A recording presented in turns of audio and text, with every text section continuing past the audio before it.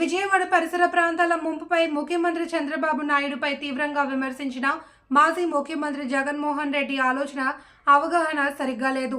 Deputy ముఖ్యమంత్రి కొణిదెల పవన్ కళ్యాణ్ విజయవాడ ఆంధ్రప్రదేశ్ రాష్ట్ర మాజీ ముఖ్యమంత్రి జగన్మోహన్ రెడ్డి విజయవాడ పరిసర ప్రాంతాల ముంపుపై ప్రభుత్వం తీవ్రంగా విమర్శించారు.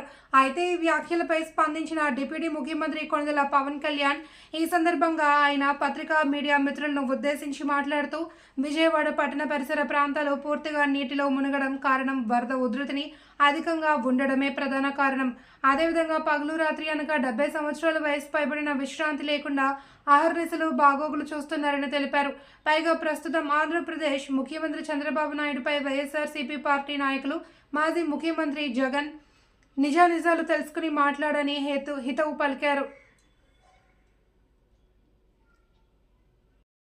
ఇలాంటి పరిస్థితుల్లో ఇంత సమర్థవంతంగా ఆ వయసులో ఆయన బుల్డోజర్లు ఎక్కి అసలు చేరలేని ప్రదేశాల్లో, వెళ్ళలేని ప్రదేశాల్లో కూడా ఆయన బుల్డోజర్ ఎక్కి, ఆయన పొక్లైనర్లు ఎక్కి, ట్రాక్టర్లు ఎక్కి గౌరవ ముఖ్యమంత్రి గారు అది అప్రిషియేట్ చేయాల్సింది పోయి ఆయన విమర్శించడం ఇది సరైన పద్ధతి కాదు, మార్చుకోవాలి వైసీపీ నాయకులు.